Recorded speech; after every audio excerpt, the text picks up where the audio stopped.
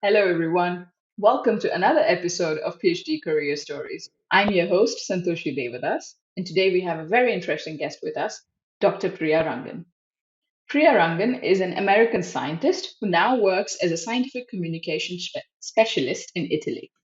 Priya holds a PhD in biology of aging and has 11 years of experience working in academic research and pharmaceutical settings. And today, Priya is here to share with her transition story from academia to industry. And I think it will be very interesting to listen her transition story, and especially also regarding scientific communications for all you PhDs and postdocs who are really interested into this. So welcome, Priya, into the PhD career stories. Thank you. Thank you for having me and for that perfect introduction. I don't really need to add anything to that. I think that kind of sums up who I am and what I've been doing and what I'm really excited to talk about with you today. So, from our previous discussion before this recording, I know that you are now in the States and you are moving to Italy soon, but you are working with the company already.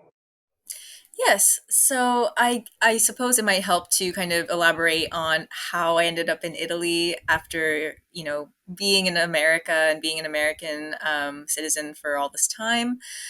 So yes, like you mentioned, I did my PhD in biology of aging, and prior to that, I did my undergraduate in cell biology. So, biologist through and through. And during that experience, I've had exposure to all sorts of biology topics, from oncology to nutrition science to Alzheimer's, inflammatory bowel disease. And so my training pretty much through that period helped me get to where I am today as a scientific communications specialist. So the way I ended up in Italy was after my PhD, I was really wanting to go abroad and have a not only continue in my professional career and pursue a postdoc and get additional training from what I had already received, but also have an attempt at a new personal experience, a life experience, a cultural experience. And at the time, I was looking at Europe, Southern Europe in particular, because that is a region that not at the time not too many Americans tend to look at as far as the next step in their career. So I thought it would be a very, very unique opportunity. And that region in particular was interesting to me as far as a cultural experience. And so I ended up in Italy, or the plan was that I would start the beginning of 2020 in my postdoctoral fellowship. However, we all know what happened in 2020 with the Yeah. pandemic and COVID. And so for a while, I wasn't even sure if this opportunity would pan out. But after the first couple months of lockdown and things started to kind of clear up again, I ended up going to Italy in the middle of June of 2020. And so at that time, from that point on, I started a postdoctoral fellowship in Milan, specializing in immunotherapies and oncology. And during this period, that's when I started to realize and come to terms as to what I really wanted to do with my career. Leading up to this time, I was aware of what was available in industry. I was aware of the types of careers one could do with a PhD outside of academia, but I wasn't sure if I wanted to do that right away. However, during my postdoc time, I realized that I did not see myself in academia forever, and that industry was the place I wanted to be as far as what I also wanted to do.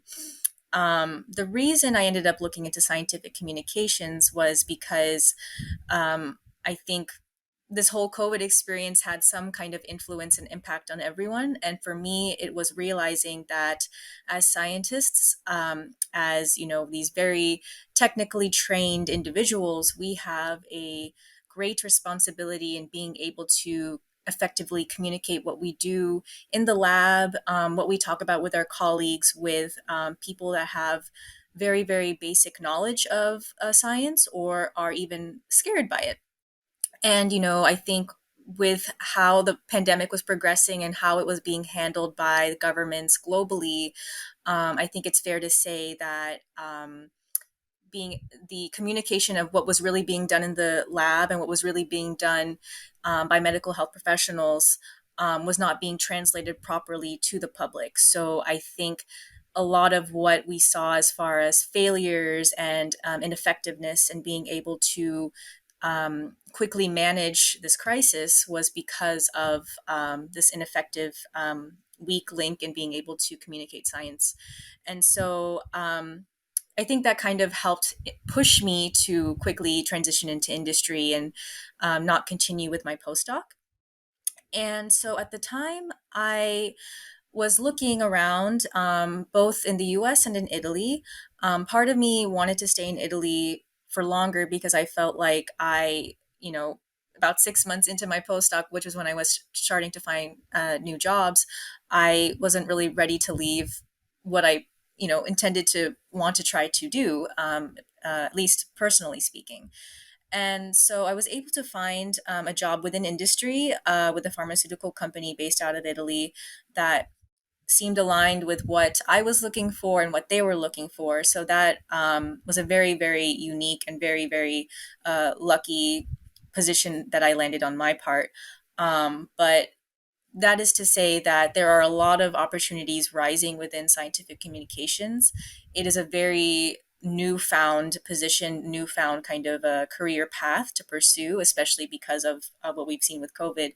But I believe that a lot of companies within industry are realizing the importance of it. As well as within academia, I do think that within academia, there's still a long ways to go as far as accepting that this is a very important role.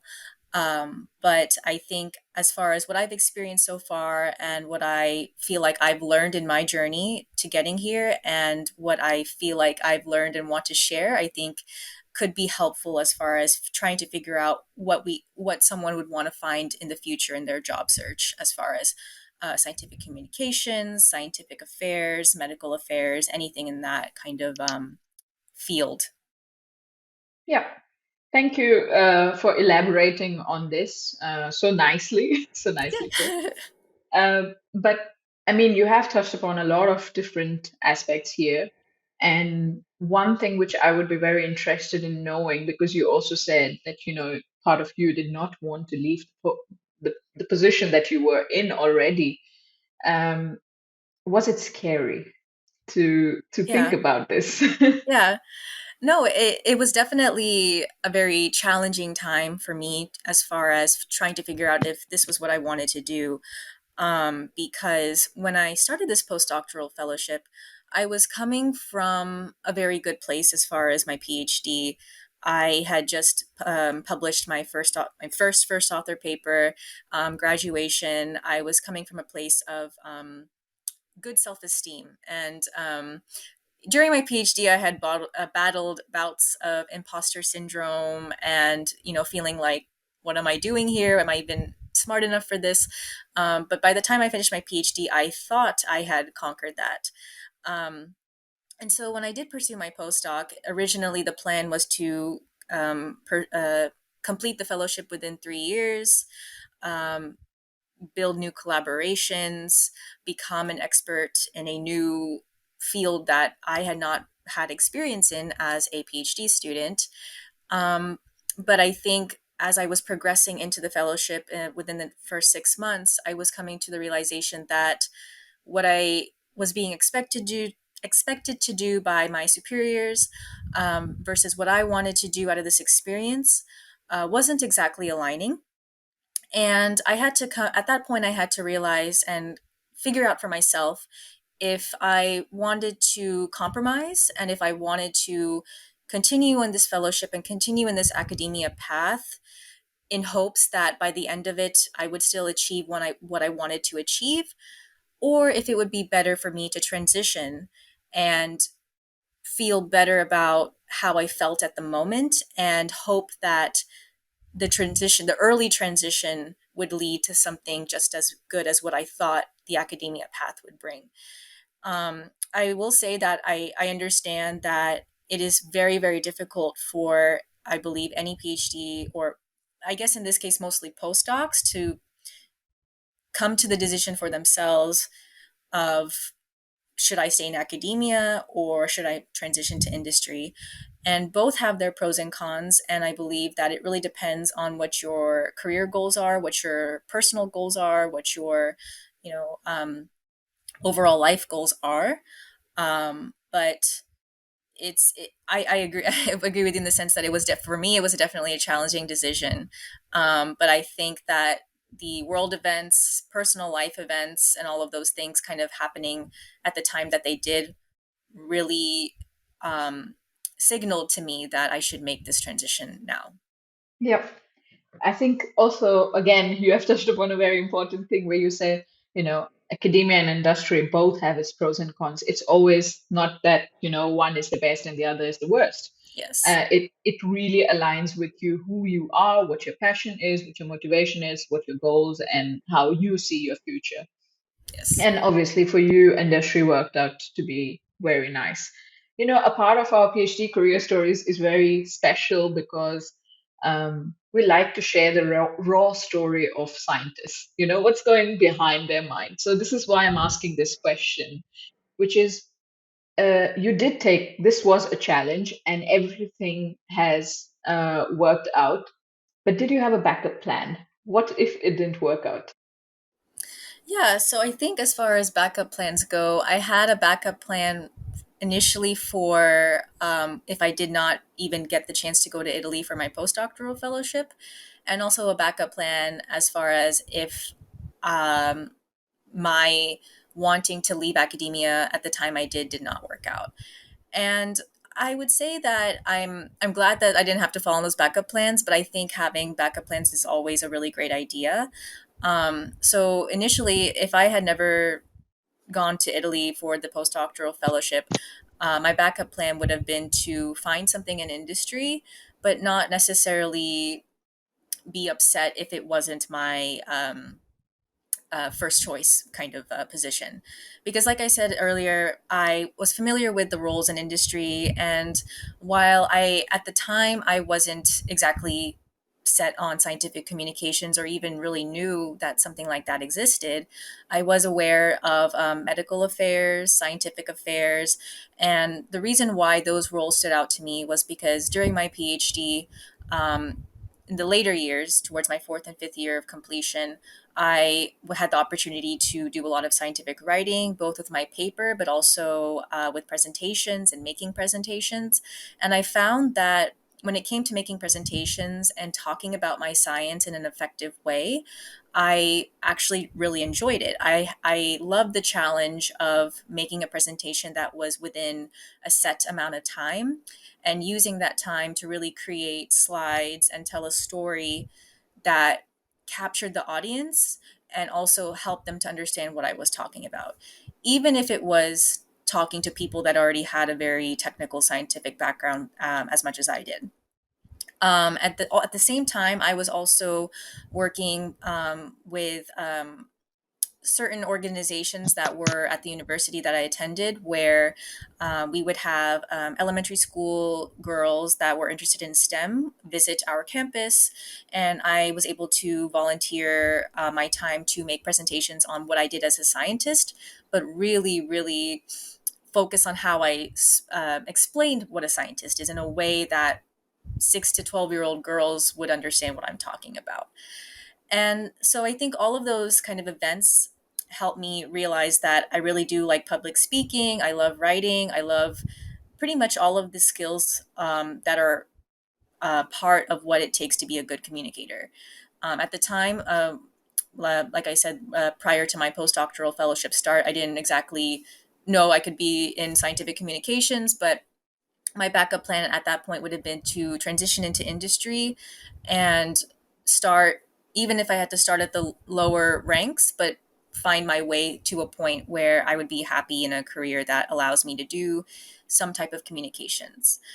My backup plan for my transition, my wanting to transition out of academia while I was in my postdoc, was kind of multifaceted because, like I said, I was trying very hard to find something that was still within Italy, even within Europe, because I felt like if I had left right at that point, I wouldn't have achieved what I wanted to achieve on a personal level. And so at that time, while I was going through my job search, I came to realize that there were a lot of hurdles as far as applying online, applying even cold call emails or cold call connections through LinkedIn. Um, I mean, I think one thing that we need to be aware of, that I think applies to job searches in general, is that citizenship, visa, permits, residencies, all, they really do have a huge impact on being able to get a job. So I did come into situations where I was very qualified for the role, but because of my not being an EU citizen for jobs in Europe, it would have been a very, very challenging aspect for companies to take me on. Versus me being a US citizen, it would be so much easier just to go back and find something in the US. So at that time, my backup plan was, I told myself if I was not going to find something by the end of 2021 in Europe, I would go back to the US because I was balancing how I was feeling in my postdoc, in academia, in the lab setting, versus how thought I would feel outside of it. And I think when I kind of put two and two together, I realized that I didn't want to spend 2 more years feeling miserable in the lab, in academia. And that was a personal choice for me. I think it could be different for other people, but for me, I was not happy in the lab. And so, luckily I didn't, like I said, I didn't have to go through those backup plans. I found a really good position with a really great company. It was almost like a miracle at that time for me. But yeah, so I think even if at the time a backup plan doesn't sound the best, it doesn't sound the most appealing, it's always good to have one. And I think also everything happens for a reason. And even if you don't know what that reason is at the time, I think, just go with your gut. And if your gut is saying, get me out of this current situation, even if you don't know what the next step is going to be, getting yourself out of that really, you know, that situation that's making you miserable is the first thing you should do. And um, kind of trust the process that the next thing will be even better for you. Yeah, I think what you also said about, have a backup plan, and as you mentioned, that you can always go back. Yeah. So, Yeah. people I think forget because in PhD, you are always, if you do want to go back, or get out of your PhD, many people are not able to do that because you're always like, I invested so many years, might as well finish this. And again, touching upon the topic that you said, you came from a place of self-esteem, you know, Hmm. and I think most of the PhDs, they have this self-esteem, and they're always like, no, I don't want to leave it. Hmm. And what people forget is that once you're done with your PhD and when you're doing your postdoc, or you're doing another job in an industry, if you don't like it, if it does not fit your goals, your motivation, your passion, you can always leave it. Yes. Hmm. It's not something written in stone, and we can always leave it depending upon how we are feeling at that position, how that position is making us feel. Yeah. Um, I think people always forget, and they always think, oh my God, what if I make a wrong decision? Yeah. Yeah, I think this is very nice to hear from you because your path, it was also not very straight, because you finished your PhD, you went into postdoc, you were feeling miserable, you're not sure what you wanted to do. And then I think you made the best use of Corona. uh, because I think, like many people during Corona times, did have problems, but I think you really figured out what the moment needed at that point of time. Scientific communication. I think it was a boom of scientific communication at that point of time, right? Yeah. I mean, I think you have covered most of the questions that I already wanted to ask you. I have a question. Did you actually ever think that you would be into scientific communications? I mean, you said that you did like to write, for academic papers, also for other things, and then also like for like presenting. But I think like presentation in academia or presentation in front of renowned scientists is totally different than presenting in front of public, let's say. But I think also what you said about these kids who are interested in STEM and the way you know the words that you have to use. You can't use Hmm. jargons like Yeah. T25, pipette. um, do you think that these actually helped you in to become a scientific communicator? Or let me put it in a way, um, such as for scientific communication, you do need a PhD. I think it is important to have a PhD, but you can also start with your master's, right? But Yes. uh, I think if I was a scientific communicator, I don't think I would have all the values that I actually that you actually made out of your PhD and then translate it into scientific communication. Hmm. So, do you think that your PhD actually helped you? I think it helped you, but what is your Yeah. idea of it? Yeah, I mean, yeah, like to answer the beginning of your question, I did not know about or I did not see myself as being specifically in scientific communications till very, very late in my life.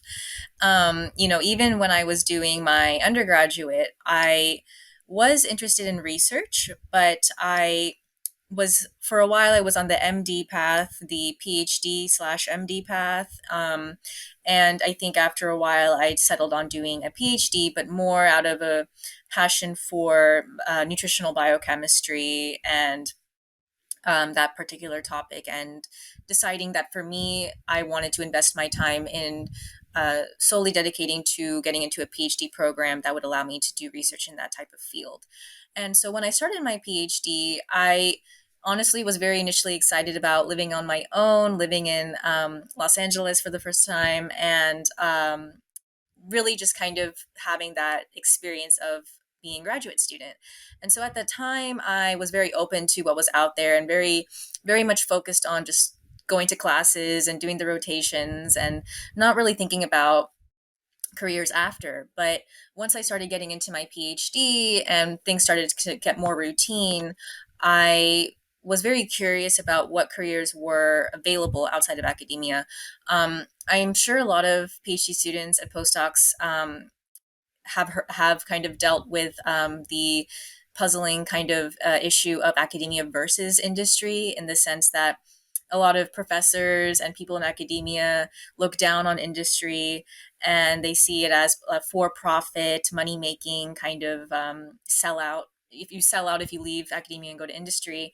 Um, but I think as I kind of got into my PhD, I realized that industry does offer a lot of benefits to people that are or feel like they need stability as far as in the future, as far as benefits for retirement and health insurance. And not to say that academia doesn't offer these things, but I think the payoff in industry is a lot more quicker than in academia, where you really do have to put in the time to eventually get to a really, really high position.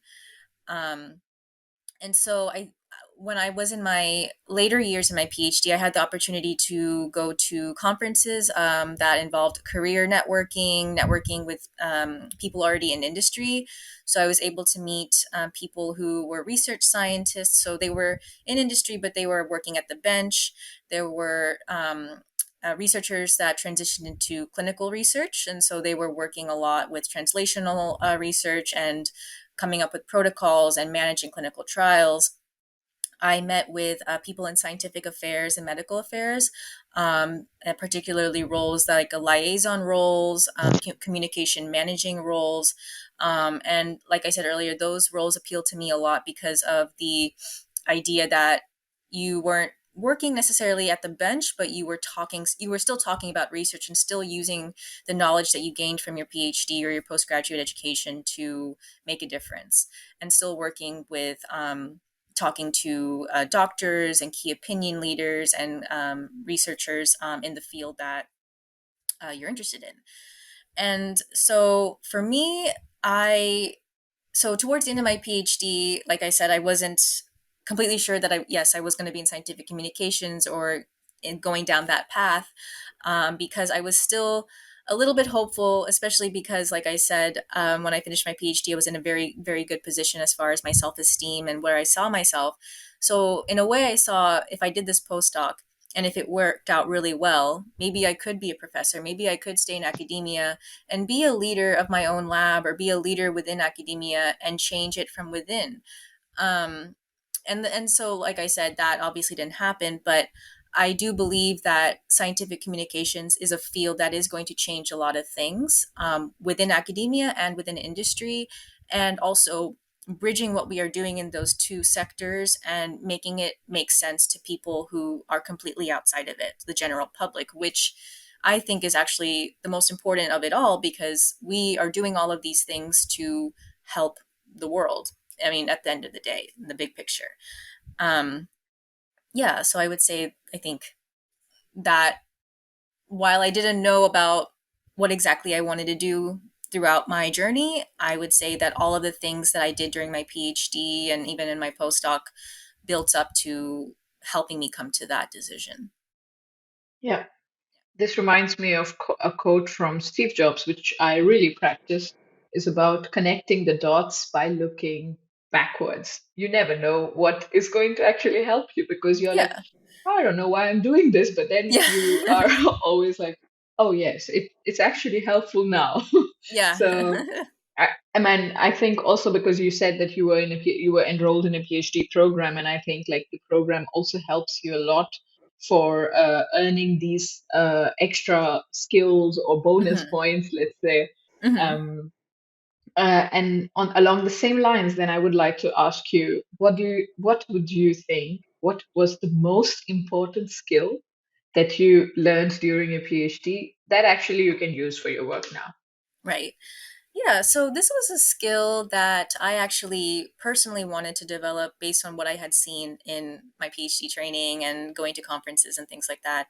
Um, so I'm sure a lot of people in academia, students and postdocs, can relate to the situation where you end up going to a 3 hour lab meeting and the person presenting just goes on, and there are questions being asked that can be asked, with the between the PI and the person presenting, or you go to a conference and the professor giving the presentation is completely disengaged with how the audience is feeling and reacting and is just kind of just word for word just reading their slides and not really taking the time to explain what's going on. And so I was in a lot of situations like this, and I was getting very frustrated just because I felt like I don't want to feel like I don't understand this, but at the same time, I'm upset because you are not helping me engage with what you are showing. You are not helping me learn what makes your work so fascinating.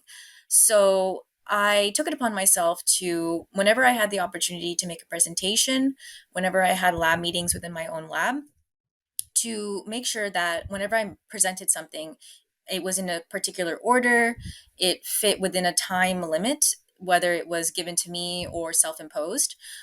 Just because I also wanted to think about, my audience. Like, for example, in a lab meeting, I didn't want to be there for 1 hour.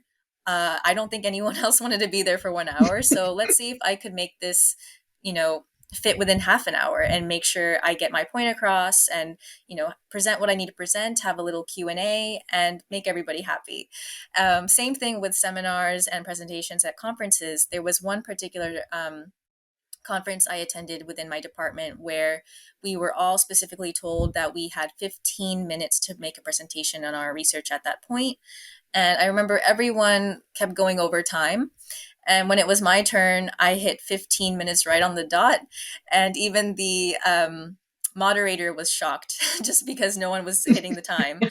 And I think it just comes from, for me personally, I think it comes with being a PhD student. You quickly learn to be organized, to multitask, to really troubleshoot things. And for me personally, I love organization. I love being punctual. I really do think time is just as valued as money, in the sense that if someone is going to give me their time, I am going to show up and respect that. I'm not going to show up late or, give excuses unless something really like an emergency happened. But I treat any type of appointment I have as if I'm going to a job interview, as if I am going to a really life changing event. For me, respecting someone means respecting their time, and I think that goes with anything, especially in the especially in the workplace.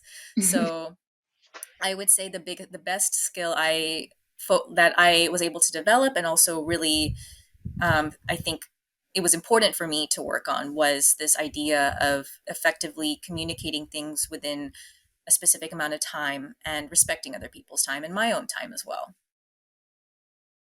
Thank you, Priya, for elaborating on that, because I think it is really important to engage with your audience, right? Like, they're Yeah, there to listen to your talk, and you don't want to give them a feeling that, am I too dumb? And this is why I'm not able to understand. Because I think as PhD students, you always have this question. And I think also as early postdocs, you're always thinking, I mean, if I'm not able to understand this, then probably I'm just not right. able to understand, it's just not in my capacity. But it's not always like that. It's also about how the person engages with you, right? Hmm. I mean, you Exactly. can say the most difficult technical thing, but in the most easiest way that everyone can understand. And I totally believe that, we are doing science for the public, with the public's money, and the public should understand. Exactly. Because it's their money, it's their time, and at the end of the day, we are here to bridge the gap between science and society, right?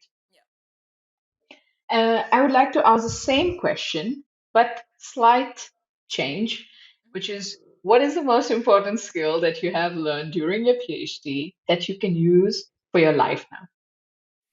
Yeah. All right. So, thinking about all the things that I picked up on, and kind of the experiences I had and what I learned from them, I think the biggest thing is just following your gut. I think throughout this entire experience, I'm a very, I think personally speaking, I'm a very empathetic person. I'm very fine tuned to how people react to me.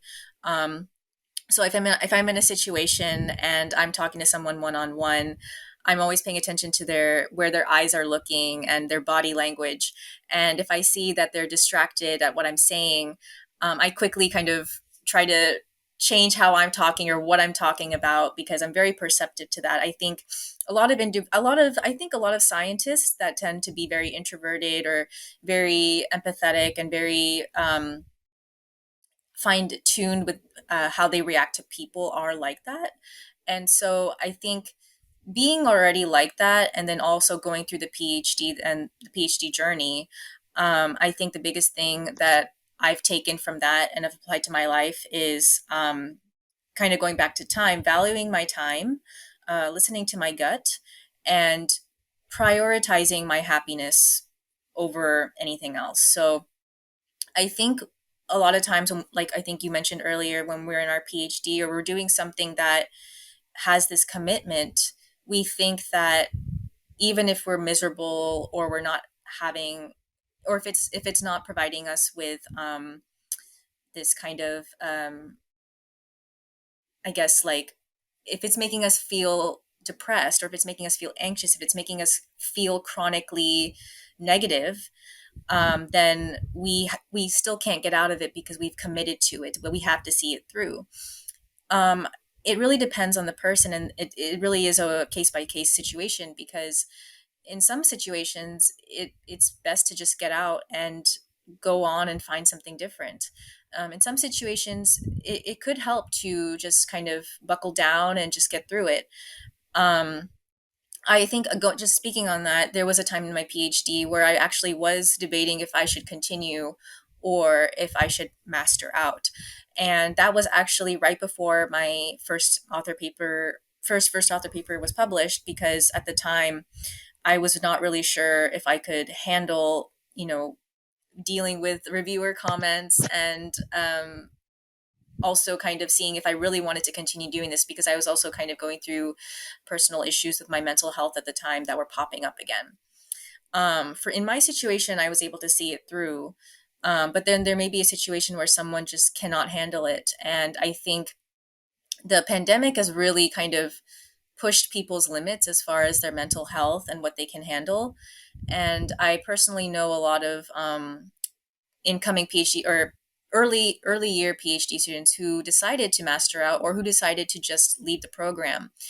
And yes, while it does, your boss will be upset to some extent, but at the same time, I think the biggest takeaway I took away was that your happiness matters the most. If you're not happy, then the work that you produce or the time that you're putting into something is not it's not going to be your best work, and you're not going to be able to contribute what you want to contribute and also make other people happy as well. And I think bosses should realize that as well. Do they want, a miserable worker that comes in every day and produces subpar work, or do they want somebody who's just happy to come in every day and is passionate about what they're doing and they really enjoy their time there?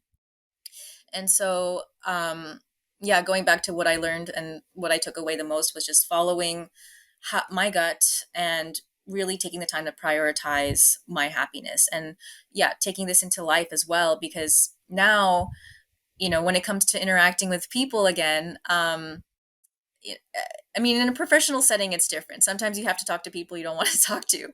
But when it comes to personal things, sometimes you have to prioritize, like, is this person respecting my time? Going back to time again.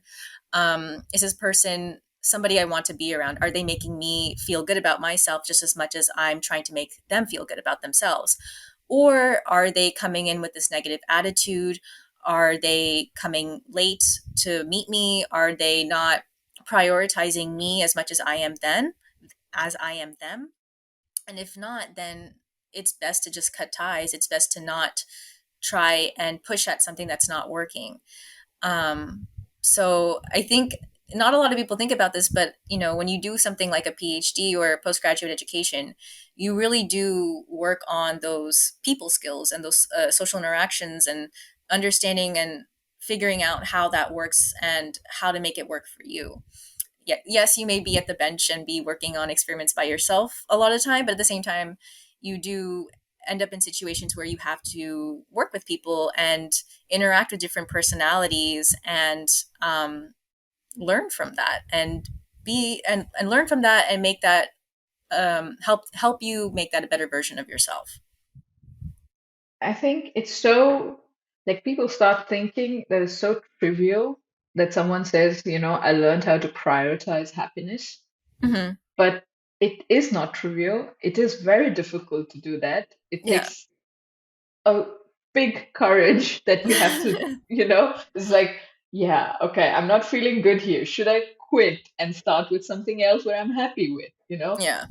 But I think it is not easy as it sounds. Yeah, prioritize happiness. Obviously, I will only do things that I'm happy with. No, I Yeah. think like it's not as easy as we say it. And I'm glad that you actually can do that and have done that and have found for yourself a nice place and your niche that you think that you can contribute to science. Right. Um, and so thank you so much for elaborating on all of these points. And I think these are really important for our listeners. But as I promised to the listeners when I started that, we will talk about scientific communication as well, because you are a scientific communication specialist. And with this, I would just like to ask you, because you know that our listeners are early PhDs, also late PhDs. Some people might not know what exists there out in industry, because if you ask some PhDs, what do you want to do? And they will be like, yeah, I want to stay in academia or I want to stay in industry. But, it's not as easy. I want to stay in industry, but do what? Hmm. Yeah. So I think like it's always the same thought that you think, I am working in bench in academia, I will work at the bench in industry as well. No, there are a lot of positions that exist. And one of the very important positions that exist is scientific communication. So, can you explain to our listeners what your day to day life as or your working day or your work day looks like as a scientific communication specialist? Yeah, so I think one thing we should keep in mind is, especially because of the pandemic, a lot of work situations in industry, especially, have really transitioned from being completely in the office to some type of remote or hybrid work. And but I will also say that a lot of careers that are within the scientific communications, sci affairs, med affairs path also tend to be remote or require a lot of traveling depending on the role. Um, and then also, because scientific communications is becoming it's a very new field, but it is growing. A lot of companies that are developing roles may not even know exactly what the role is at that point. And the role right now is actually developing based on company needs and how, I guess, the customers for that particular company are receptive to that role, and what that role can do to bridge what the company is doing scientifically to what the customer needs to understand, or the key opinion leader, or the experts in the field. So it really depends, again, on the company, what the company is trying to do, and who the customer base is or the audience is. And so within scientific communications, even if a company is not offering a role that explicitly says scientific communications, some roles that may pop up that fit within this kind of overall field is science writing, medical writing, communications manager, project manager within scientific affairs or medical affairs.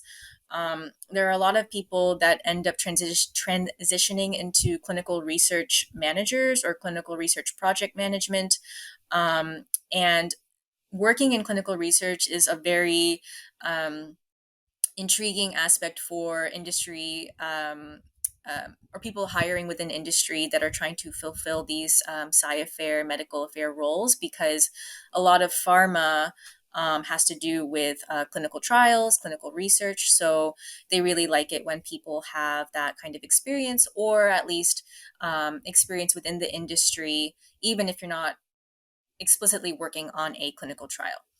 And so there are roles that, for example, have science liaison, medical science liaison, any kind of wording that has to do with someone managing, writing, or communicating about science. And so I think if someone is interested in these types of roles, even if you type in scientific communications specialist into LinkedIn or into a job search, if nothing comes up, um, try to look for keywords that are within the job description. And usually, when you do type in something like that, usually the search engine comes back with things that are similar, or words that are within the job listing that tend to match up with that. So, um, yes, so it's right now at this point, I wouldn't say scientific communication specialist is a for sure position that you'll find that every company has. Every company kind of has their own way of going about it. Um, but at this point, it is a growing field, and like I said, it is a very important field because this need for technically trained scientists to be able to talk about technical research in a way that is understood, or is understood by the public, is extremely important. So, thank you for actually specifying about the keywords, because we all know that it's not like there are different types of jobs that exist, and sometimes if you're not aware of it, you're like, oh yeah, I'm looking for a scientific writing position, and you miss out something which is not scientific writing position. It's not advertised as scientific writing, but it is technically scientific writing. It's probably Yes. like medical affairs, and you're like, oh, it's none of my business. Yeah. Yeah. But you do have to look into the responsibilities, the keywords that exist, which is what you mentioned about Hmm. communicating your science, writing the science. And this is what you have to look into, then looking at the positions, right? Right. So, really, thank you for elaborating on that. And coming from a person who is into scientific communications, I think our viewers will also listen to it and people who are interested in scientific communications will definitely, give it a go. Yeah. Um, so how again on the same page on the same question, um, what is your what are your responsibilities right now in this company that you're working with?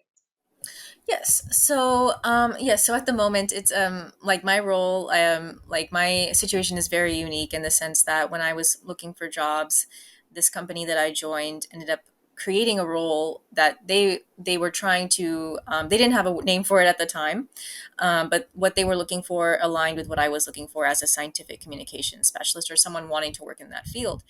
And so at the moment, because of bureaucratic permit issues between Italy and US, at the moment I am back and forth.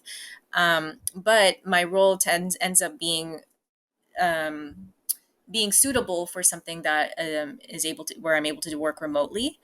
And so on the day to day, it really depends on what is happening as far as the needs of the company or any particularly important meetings coming up. But in generally speaking, as a scientific communication specialist, I work with our sales managers, our marketing team, our business team. So people that don't necessarily have a technical scientific background. But I also work with people that do have a science background. So I work with clinical research managers, research scientists, so people that already have that biology background um, in communicating, for example, our company's particular products in the pharma nutraceutical field and making presentations, translating raw data to our colleagues, so within the company. And then also creating these presentations so that they can use these marketing tools and these scientific tools to educate our customers and educate our potential buyers for our product. And when it comes to continuing on that presentation kind of aspect of the role, part of my role is to also go to conferences and expos and seminars and again create these presentations either for people within the company to make presentations or for our scientific advisors, so our key opinion leaders, our collaborators that do still work in academia, help them with presentations and scientific tools so that they can also effectively talk about the research. And also, another aspect of the role, it really depends on the company. One of my roles is at this point working on new projects that are related, that do have a scientific component to it. And so while I'm not exactly working at the bench or doing actually like any novel research, my expertise and my experience with that type of work is helpful in creating new projects that the company might be interested in, as far as finding collaborators, um, basically doing the steps to coordinate with people that are doing coordinate with people that are capable of doing the research and effectively taking what they are producing as far as data and the results of that research and quickly being able to prepare it so that we can communicate about that as well in presentations, at seminars, at congresses, and that like. So while no day is particularly exactly the same, it does involve a lot of communication. I mean, not just communicating about the work, but communication with people Hmm. and being ready to kind of troubleshoot, being ready to take in feedback as it comes. Because it really, especially when you're working in a very global setting and when you're working, remotely, when you're working in a setting where people have different schedules and meetings you have to work around, you have to be ready to hear and answer anytime and make changes if needed. So and not be sensitive to constructive criticism. Hmm. So I think for me personally, I really do, like I said, because of my love for communication and interest in talking to people and talking about research. This is a really nice, flexible role. So do you think that it comes naturally to you now? Yeah, so I will say that, for example, when I was in elementary school, middle school, I hated making presentations. I didn't like going in front of the class and, talking about something.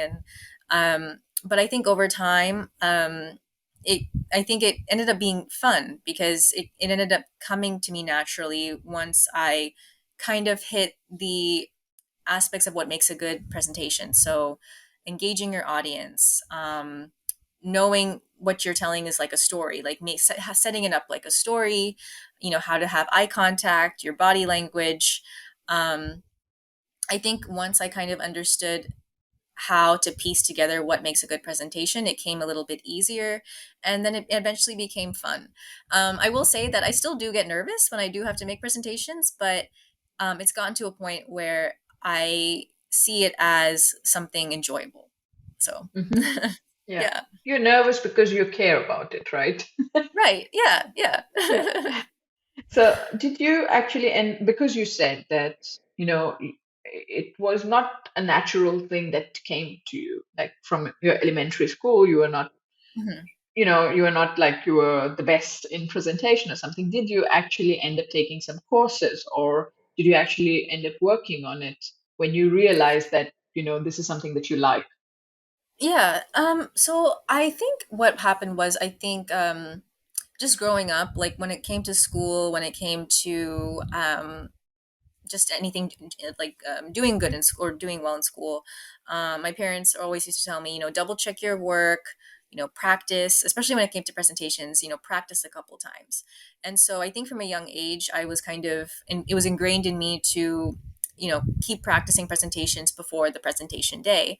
And as I got older, and especially in during my PhD and even during lab meetings, I would notice that people were coming unprepared in the sense that they would have their slides up but not really know what they're talking about, and you could tell right away that they were not familiar with what they were showing, and they did not practice, and they did not take the time to practice. And I wasn't just seeing this with students, I was seeing this with my professors, I was seeing this with people who are presented as these experts in their field, but they don't seem very familiar with what they're showing. And a lot of times it's because they are taking data from their postdocs and PhD for that overall presentation. So it's new to them at that time as well. Um, but for me, I think I definitely noticed for myself, like when I made a presentation that I only went through once versus a presentation I treated like I was going to go to a job interview and I needed to be my absolute best. And I went through it like 5 times. I noticed like complete differences. So I think when it comes to PhD students, maybe they rehearse a lot before their dissertation or their qualifying exam. But when it comes to lab meetings or any other meeting that seems very trivial, you don't really think that you don't really think to, oh, I'm not going to waste my time practicing, I'm just going to talk to them. But it really does help. I think it helps you know what's coming ahead, and it helps you feel comfortable with what you're showing. And then at the same time, because you are confident about what you're showing, it shows to your audience that you know what you're talking about. So I for me, I think it's always a good idea to go over my presentations before I have to ever present them. Okay, that is a very interesting point because you mentioned about practicing, and it's not, as you pointed out, it's like many people just practice before they, before a very important meeting or their defense or something like that, but not really giving it the time during the lab meetings Yeah. because, yeah, they're like, yeah, okay, I don't want to spend time on this, but I mean, if you do want people to understand what you're speaking, then you do have to spend time, and people have to believe also that you know what you are saying. And if you are stuttering there because you were surprised of a graph that appeared there, and you're like, okay, why did I put it here?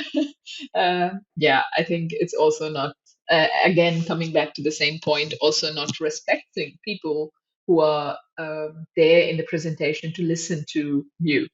Right. Right. With this, I would say that we are very close to the finish of this wonderful, wonderful podcast. Um, we always have a last question, but before that, I have one more question because you are a scientific communication specialist, and many of our listeners out there might be interested in this position, in this field, and maybe they would like to contact you. Are you Mhm. fine with it? And if so, then where can they find you? Yeah, so LinkedIn, I would say, is the best for professional networking. I This is one thing I do want to mention about LinkedIn, though. I noticed, especially like talking to colleagues and also just growing my own LinkedIn, you get a lot of requests, but there's no kind of follow up message. I would recommend, I guess it really depends on how it's set up, but whenever I try to network with someone, I do send a request. And if it doesn't give me the option to write a message, I wait for them to accept. But as soon as they accept, I immediately send a message saying why I wanted to network with them. As I have been growing my page and transitioning from PhD to postdoc, and other students have found me and wanted to connect with me, I've always been open to connecting with people. But at the same time, I do want to know why you want to connect with me so I can help you and so we can create a good connection and networking experience. So for me personally, when I have networked with people in sci affairs, med affairs, I always follow up with them. If I'm not able to write a short message while sending my request, I always try to follow up immediately after they accept so that they know I'm not just some random person. Yeah. That is such an important tip, because I think many people just, yeah, because you have so many suggestions, and maybe, I'm one of the listeners who is listening to this episode. I'm like, yeah, maybe, she will be useful someday. I will just send her a connect now, Yeah. but never writing anything. And it's just like, yeah, it becomes like Facebook at one point of time. Right. You don't know why you have these people in your network, and it's always nice to follow up. Like, yeah, maybe, it's yeah, maybe I am in my first year of my PhD, and yeah, it's not useful to go too deep into the topic right now. But if I Yeah. just write, hey, I listened to your podcast and it was interesting, and this is where I would like to be in your network. It's also nice when after 3 years or 4 years or 5 years of whenever you finish your PhD and you want to do you want to be a scientific communicator, you can always come back to this message, and Priya will Mhm. always remember, okay, this person Yeah. connected with me because of this. Yeah. So, yeah, I think, yes, it is such an important tip. And I mean, it's coming from a communication specialist. So, so I think it is very, very important. And this also brings us to our last question, which we always ask our guests, is what are three quick tips that you can give to our listeners? You can choose if you want to give in scientific communication or your personal, or if you want to give a mix of everything.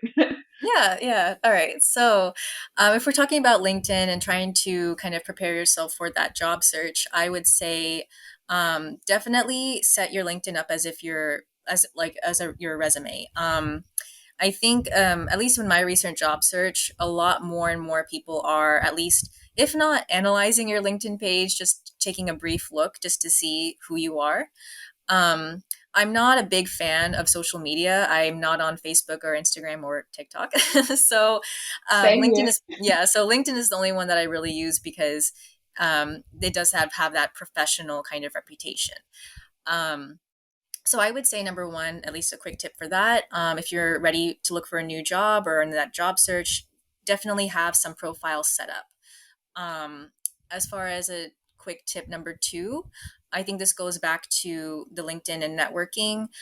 Even if you are an early PhD student or postdoc, wherever you are in your journey, if you meet people at a conference or you hear a podcast episode or you are trying to reach out to people but are not really sure what to say, or you're not really sure if you're not even ready to take that position as a job, like I said, sending a message, whether it's with your request or right after, just to kind of let that person know why you are contacting them. And and then at the same time, just be aware, depending on the person and what type of role they have, they may forget in the future, but at least if you have that message chain going, they can always go back to it and say, "Oh yeah, I remember you." Um, and then I would say, I guess another tip is that this kind of meshes both professional and personal experiences. um, I think as scientists, especially PhD students, we forget that there's more to life than the lab. So I think one of the reasons why I look back on my PhD years and it wasn't all like miserable or just sad and depressing was because I tried to create a life that I wanted to live. Um, Beyond my career. So, yes, even though as a PhD student, I did go into the lab on weekends, I did spend, long hours and long days and nights in the lab. I found out what my passions were and I tried to have a schedule that was around the lab, but then any other time I wasn't in the lab, really do things that made me absolutely happy and gave my brain a break. So for me, that was running. I was able to join a running club at the university I did my PhD in and train for marathons. And it was one of the best experiences I ever had during my PhD. That was like my outlet of friendship and connecting with other people that were outside of science. Another thing I really enjoyed during my PhD was going out to places and checking out like all of the attractions. But for me, mostly I was a foodie, so I like to go to restaurants, especially in Los Angeles. That's like the foodie capital of California. So that was one of my passions, and I also love being around animals. So I was a shelter volunteer on the weekends for some time, and I really think that's important. Like, really, absolutely prioritize your mental health, and remember that life is not just the lab or your job; it's also everything else outside of it. So, I'm really sorry that I said quick tips, and it's never easy to give quick tips. I know that. But these are not just quick tips, these are such important tips for your PhD, for your life. And thank you so much for sharing these tips and also sharing your journey with us. mhm. I'm 100% sure that many people will find this as an inspiration to what they are going through now, and to see what you have fought and how you have come to this position. And there's always life when you think, oh no, nothing is working out.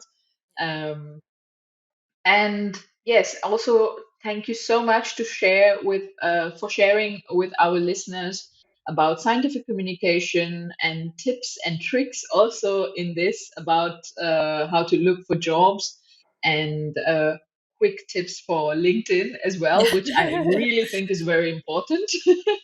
uh, so it was really nice to have you here, Priya, and thank you for giving us your time.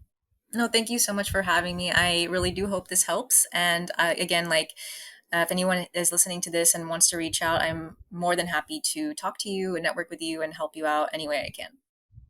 So, listeners, you heard Priya that should be happy to accept your invites, provided you do write her a message before or afterwards, depending how your LinkedIn is set up. And yeah, with this, I would finish this episode and see you again for another episode on PhD Career Stories. Take care. Bye bye.